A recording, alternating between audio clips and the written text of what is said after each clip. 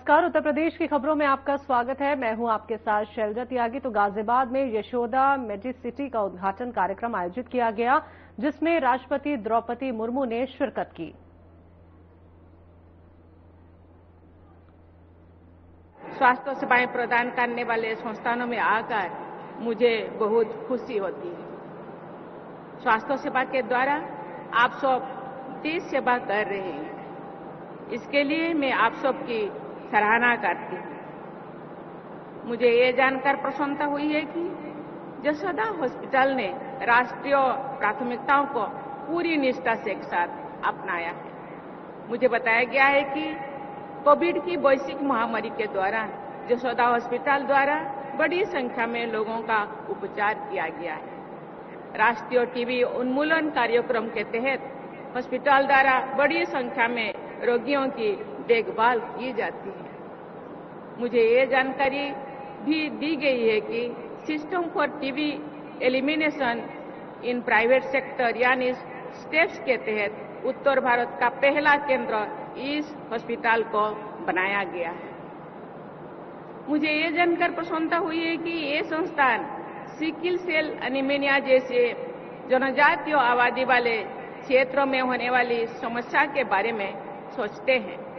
मैं चाहूंगी कि सिकिल सेल एनीमिया से जुड़ी राष्ट्रीय अभियानों में ये संस्थान अधिक से अधिक योगदान दे।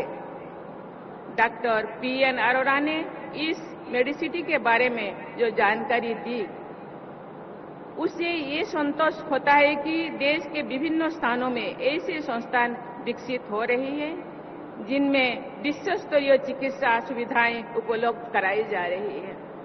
मुझे बताया गया है कि डॉक्टर अरोड़ा ने self made health care missionary के तहत काम किया है और इतने बड़े संस्थान की स्थापना की है। मुझे प्रसन्नता है कि इस संस्थान के नेतृत्व द्वारा समाज सेवा और राष्ट्र सेवा के आदर्शों को प्राथमिकता दी जाती है।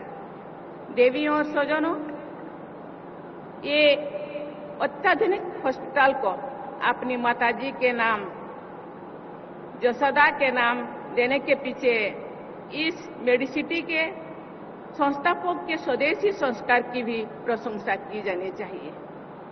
मैं आशा करती हूं कि स्वदेशी की भावना के साथ मेडिकल रिसर्च पर विशेष बल देकर इस मेडिसिटी द्वारा स्थानीय और राष्ट्रीय स्वास्थ्य सेवाओं के समाधान हेतु प्रभावी प्रयास किए जाएंगे।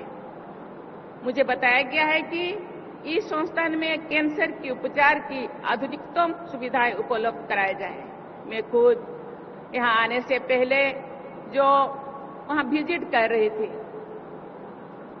मेरे जिंदगी में ये पहली बार ऐसे संस्थान, अत्याधुनिक संस्थान मुझे देखने को मिला। एक छत के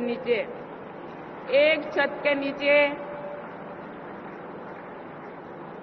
सभी परीक्षाएं, मेडिसिन, हर चीज आपको ऊपर नीचे होना नहीं पड़ेगा। जिस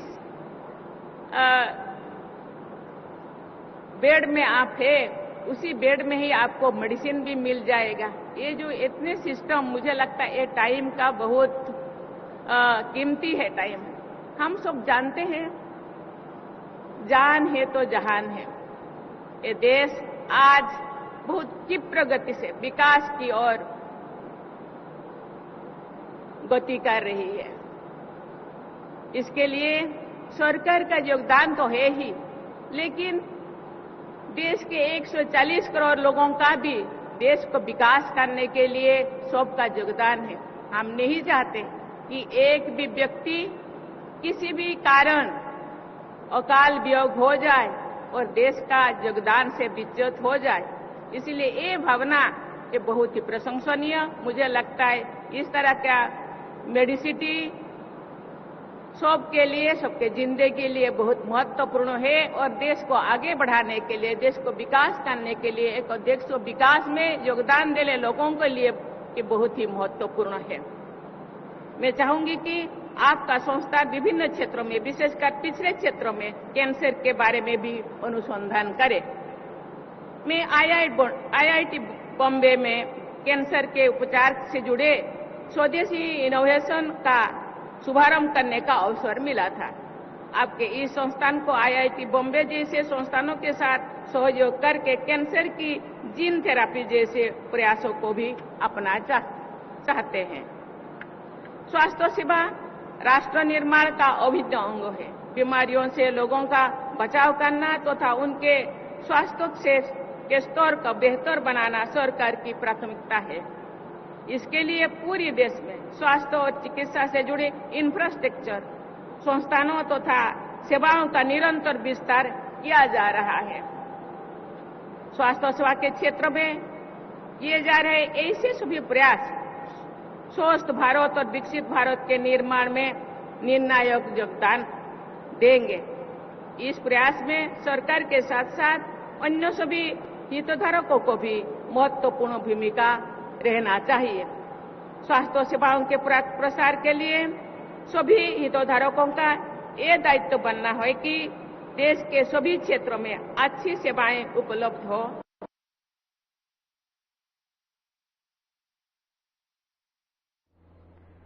तो वहीं यशोदा मेडिसिटी के उद्घाटन समारोह में रक्षा मंत्री राजनाथ सिंह ने भी शिरकत की।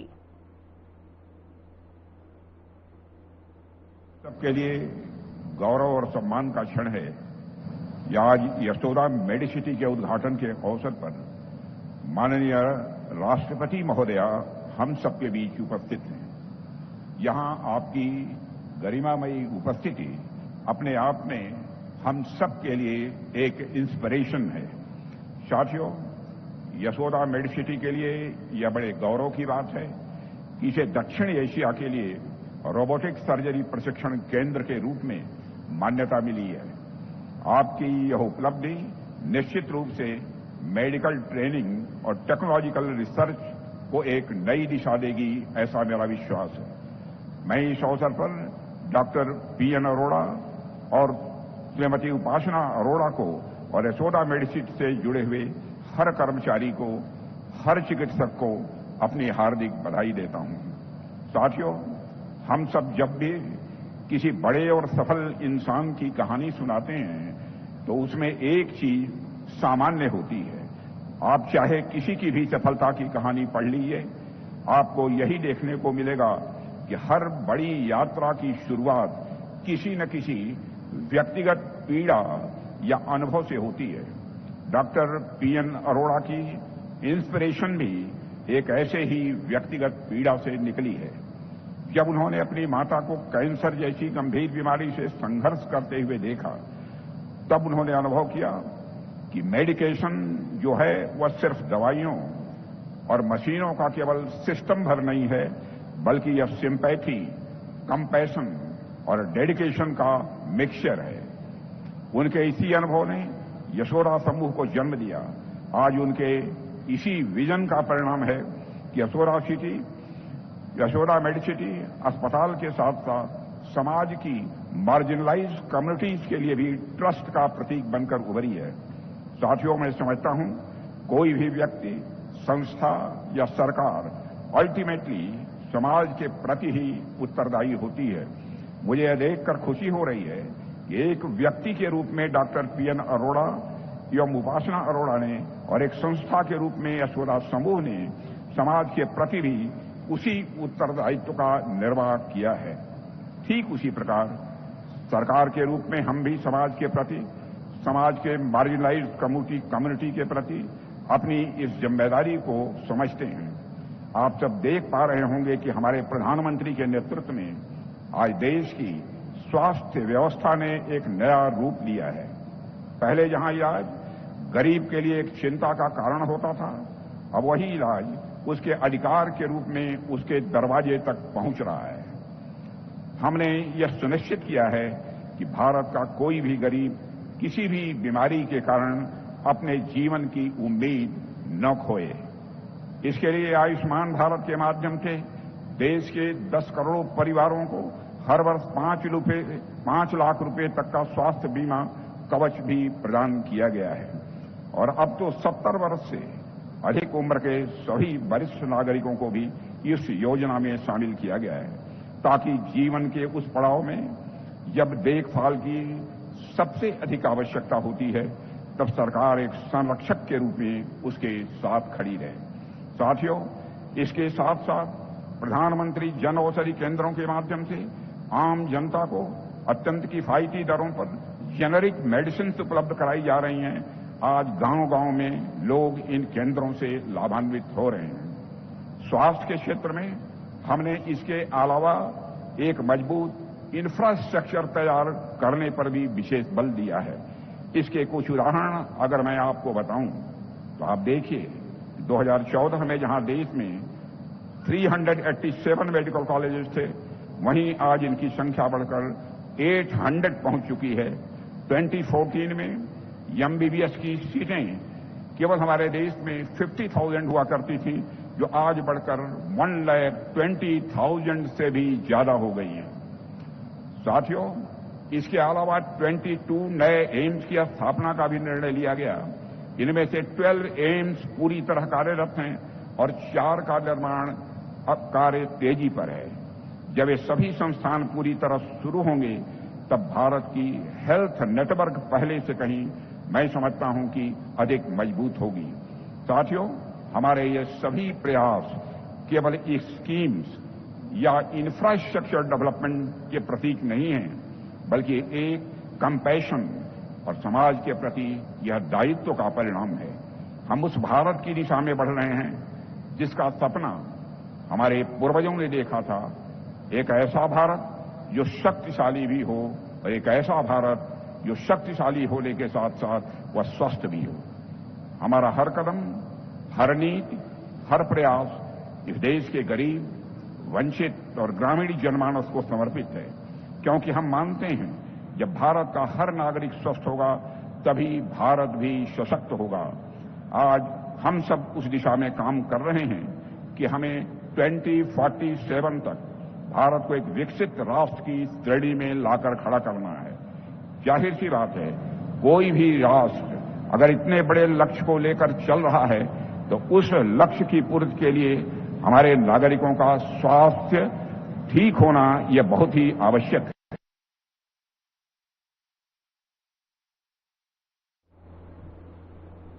खबरों में वक्त एक छोटे से ब्रेक का, जल्द वापस लौटेंगे।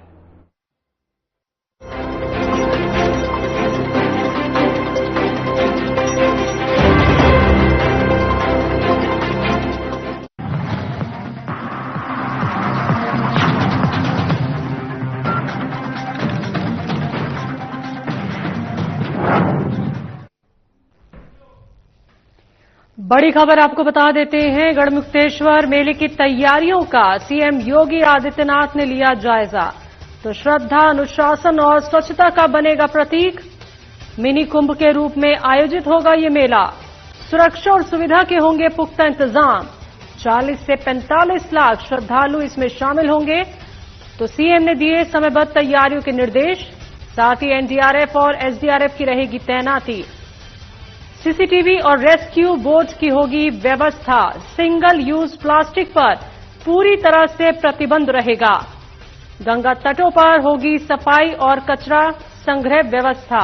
बड़ी खबर आपको बता रहे हैं। तो सीएम योगी आदित्यनाथ ने गढ़मुक्तेश्वर मेले की तैयारियों को लेकर जायजा लिया और साथ ही उन्होंने दिशा निर्देश भी दिए।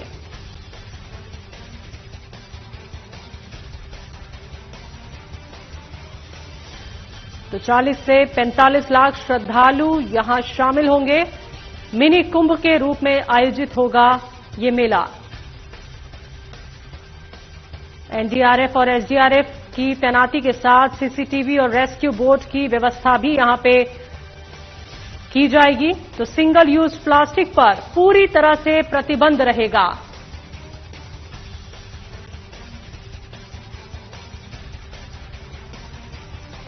तो गढ़मुक्तेश्वर मेला श्रद्धा, अनुशासन और स्वच्छता का प्रतीक बनेगा, ये कहा सीएम योगी आदित्यनाथ ने।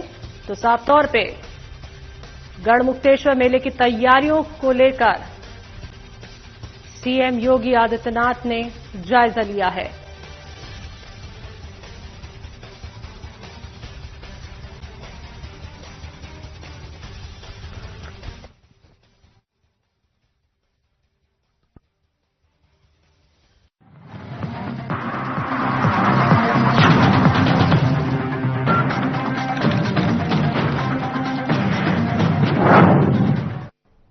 2047 में कैसा होगा विकसित भारत का विकसित Uttar Pradesh?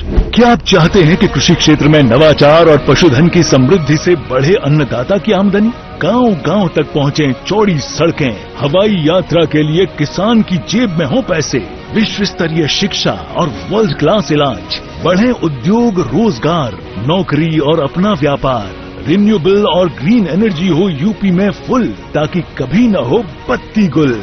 Deep tech, AI और इलेक्ट्रॉनिक संसाधनों का बिछे जाल, सांस्कृतिक धरोहर का पुनर्जागरण और गौरव काल।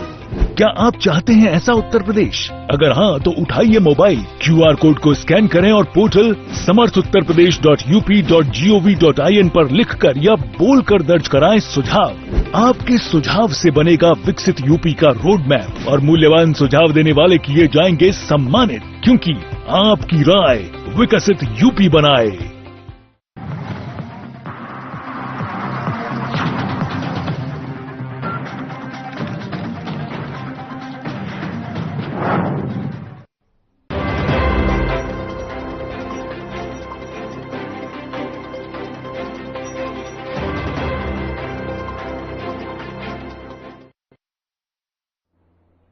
ब्रेक के बाद एक बार फिर से आप सभी का स्वागत है। बात करते हैं अगली खबर की। गाजियाबाद में यशोदा मेडिसिटी के उद्घाटन के मौके पर सीएम योगी आदित्यनाथ ने क्या कुछ कहा, आइए आपको सुनवाते हैं। यशोदा मेडिसिटी के आज के इस लोकार्पण कार्यक्रम में मुख्य अतिथि के रूप में उपस्थित देश की माननीय राष्ट्रपति आदरणीय श्रीमती द्रौपदी मुर्मू जी,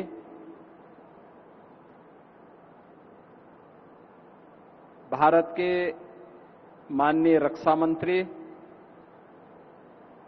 आदरणीय श्री राजनाथ सिंह जी, उत्तर प्रदेश सरकार में मंत्रिमंडल के मेरे वरिष्ठ सहयोगी उप मुख्यमंत्री श्री ब्रजेश पाठक जी, केंद्रीय स्वास्थ्य एवं परिवार कल्याण राज्य मंत्री श्रीमती अनुप्रिया पटेल जी, यशोदा मेडिसिटी के अध्यक्ष एवं प्रबंध निदेशक डॉक्टर पीएन अरोड़ा जी, डॉक्टर उपासना अरोड़ा जी, प्रदेश सरकार में मंत्रिमंडल के मेरे सभी सहयोगीगण, अन्य महानुभाव और उपस्थित बहनों और भाइयों, यशोदा मेडिसिटी के आज के इस लोकार्पण कार्यक्रम में अपना योग्य मार्गदर्शन प्रदान करने के लिए उत्तर प्रदेश की धरती पर उपस्थित देश की माननीय राष्ट्रपति जी का मैं उत्तर प्रदेश के जनमानस की ओर से और उत्तर प्रदेश सरकार की ओर से हृदय से स्वागत करता हूं, अभिनंदन करता हूं। उनका मार्गदर्शन हम सबके लिए एक नई प्रेरणा है। आदरणीय राष्ट्रपति जी ने शून्य से शिखर की यात्रा कैसे की जाती है, यह प्रेरणा देश की 140 करोड़ आबादी और खासतौर पर आधी आबादी के सामने अपने इस विराट व्यक्तित्व और कृतित्व के माध्यम से एक प्रेरणा का स्रोत उनका यह विराट व्यक्तित्व और कृतित्व है। और खासतौर पर जब हम सब यहां पर इस पावन आयोजन में छठ जैसे पर्व की पूर्व संध्या पर एकत्र हुए हैं, इस अवसर पर मैं आदरणीय राष्ट्रपति जी का हृदय से स्वागत करता हूं, अभिनंदन करता हूं। मैं इस अवसर पर देश के लोकप्रिय और यशस्वी रक्षा मंत्री आदरणीय राजनाथ सिंह जी का भी उन्हीं के उत्तर प्रदेश में हृदय से स्वागत करता हूं और वे गाजियाबाद के सांसद भी रह चुके हैं। तो स्वाभाविक रूप से गाजियाबाद और वहां की जनमानस के प्रति उनके मन में अनुराग है, की ही जा रही है। हमारे लिए यह इन्वेस्टमेंट भी है और एम्प्लॉयमेंट का भी एक नया माध्यम बना है। मुझे याद है जब उत्तर प्रदेश में 2022 में हम लोगों ने अपना 3rd ग्राउंड ब्रेकिंग सेरेमनी आयोजित किया था और आदरणीय प्रधानमंत्री जी का नेतृत्व और मार्गदर्शन लखनऊ में प्राप्त हुआ था। उस समय डॉक्टर पीएन अरोड़ा जी ने इस बारे में कहा था, इन्वेस्ट यूपी के साथ एक एमओयू किया था कि हम गाजियाबाद में यशोदा मेडिसिटी के नाम पर एक अत्याधुनिक हॉस्पिटल का निर्माण करेंगे जिसमें सभी प्रकार की सुपर स्पेशलिटी की सुविधाएं होंगी और विशेष रूप से कैंसर की अत्याधुनिक सुविधा जिसके लिए दुनिया के देशों में, खासतौर पर दुनिया के विकसित देशों की ओर भारत के नागरिक रुख करते हैं, वह सुविधा एक छत के नीचे हम गाजियाबाद में उपलब्ध करवाएंगे। तो उस समय यह विश्वास नहीं होता था क्या यह संभव है, लेकिन मैं डॉक्टर पीएन अरोड़ा, डॉक्टर उपासना अरोड़ा और उनकी पूरी टीम को इस बात के लिए धन्यवाद दूंगा कि उन्होंने वह मात्र 3 वर्ष में करके दिखा दिया। यानी ये इन्वेस्टमेंट भी है और 5000 से अधिक लोगों के लिए एम्प्लॉयमेंट का माध्यम भी यह एक हॉस्पिटल बन रहा है। इसमें डॉक्टर्स भी होंगे, पैरामेडिक्स और नर्सिंग का स्टाफ भी है और अन्य हेल्थ केयर से जुड़े हुए वे सभी लोगों को मिलाकर के 5000 से अधिक लोगों को सीधे एक छत के नीचे एम्प्लॉयमेंट प्राप्त हो रहा है। यह सचमुच एक प्रधानमंत्री मोदी जी के नेतृत्व में नए भारत के अंदर भारत के युवाओं को उन्हीं के क्षेत्र में एम्प्लॉयमेंट प्राप्त हो सके, यह उस दिशा में किए जाने वाले प्रयास का एक हिस्सा है।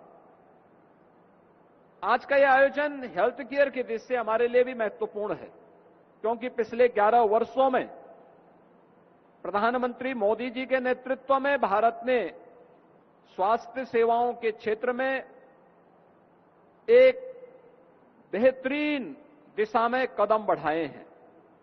अगर उत्तर प्रदेश की ही मैं बात करता हूं, पिछले 8 8.5 वर्ष में हम लोगों ने उत्तर प्रदेश में 42 नए मेडिकल कॉलेजेस बनाए हैं, 2 एम्स बने हैं, एक गोरखपुर में और एक रायबरेली में, जो सफलतापूर्वक संचालित हैं। सुपर स्पेशलिटी के तमाम नए संस्थान उत्तर प्रदेश में इस दौरान स्थापित हुए हैं, जिसके माध्यम से उत्तर प्रदेश के 25 करोड़ से अधिक नागरिकों को बेहतरीन स्वास्थ्य सुविधाएं उपलब्ध हो सके। और आज उसी दिशा को आगे बढ़ाते हुए डबल इंजन सरकार के प्रयास हेल्थ केयर में एक स्वस्थ प्रतिस्पर्धा खड़ी हो, जिसके माध्यम से हम प्रत्येक नागरिक को अच्छी से अच्छी सुविधा, स्वास्थ्य की सुविधा उपलब्ध करा सकें, क्योंकि यह अपनी ऋषि परंपरा के प्रति कृतज्ञता ज्ञापन का भी है। क्योंकि भारत की मनीषा इस बात के बारे में हमेशा आग्रही रही है कि शरीर माध्यम खलु धर्म। तो पीएम मोदी के मन की बात की 127वें एपिसोड का प्रसारण हुआ। इस संस्करण में पीएम मोदी ने एकीकरणकर्ता और सच्चे राष्ट्र निर्माता पर संबोधन किया। देशवासियों, सरदार पटेल जी की 150वीं जयंती का दिन पूरे देश के लिए एक बहुत विशेष अवसर है। सरदार पटेल आधुनिक काल में राष्ट्र की सबसे महान विभूतियों में से एक रहे हैं। उनके विराट व्यक्तित्व में अनेक गुण एक साथ समाहित थे। वे एक अत्यंत प्रतिभाशाली छात्र रहे। उन्होंने भारत और ब्रिटेन दोनों ही जगह पढ़ाई में बेहतरीन प्रदर्शन किया। वे अपने समय के सबसे सफल वकीलों में से भी एक थे। वो वकालत में और नाम कमा सकते थे, लेकिन गांधी जी से प्रेरित होकर उन्होंने खुद को स्वतंत्रता आंदोलन में पूरी तरह समर्पित कर दिया। खेड़ा सत्याग्रह से लेकर बोरसद सत्याग्रह तक अनेक आंदोलनों में उनके योगदान को आज भी याद किया जाता है। अहमदाबाद म्युनिसिपैलिटी के प्रमुख के रूप में उनका कार्यकाल भी ऐतिहासिक रहा था। उन्होंने स्वच्छता और सुशासन को सर्वोच्च प्राथमिकता दी। उप प्रधानमंत्री और गृह मंत्री के रूप में उनके योगदान के लिए हम सभी सदैव उनके ऋणी रहेंगे। साथियों, सरदार पटेल ने भारत के ब्यूरोक्रेटिक फ्रेमवर्क की एक मजबूत नींव भी रखी। देश की एकता और अखंडता के लिए उन्होंने अद्वितीय प्रयास किए। मेरा आप सबसे आग्रह है, 31 अक्टूबर को सरदार साहब की जयंती देश भर में होने वाली रन फॉर यूनिटी में आप भी जरूर शामिल हो, और अकेले नहीं, सबको साथ लेकर के शामिल हो। एक प्रकार से युवा चेतना का ये अवसर बनना चाहिए। एकता की दौड़ एकता को मजबूती देगी। ये उस महान विभूति के प्रति हमारी सच्ची श्रद्धांजलि है, जिन्होंने भारत को एकता के सूत्र में पिरोया था।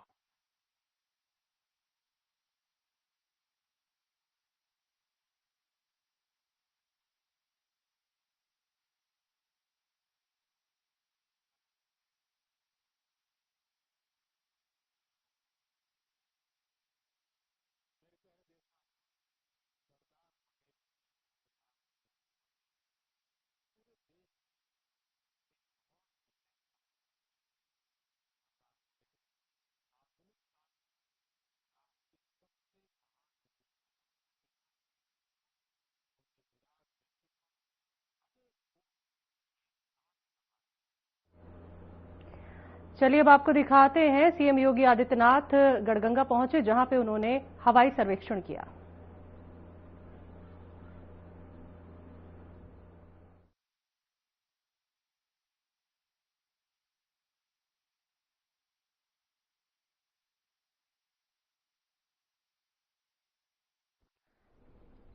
तो आपको बता दें कि सीएम योगी आदित्यनाथ ने मेले का हवाई सर्वेक्षण किया है।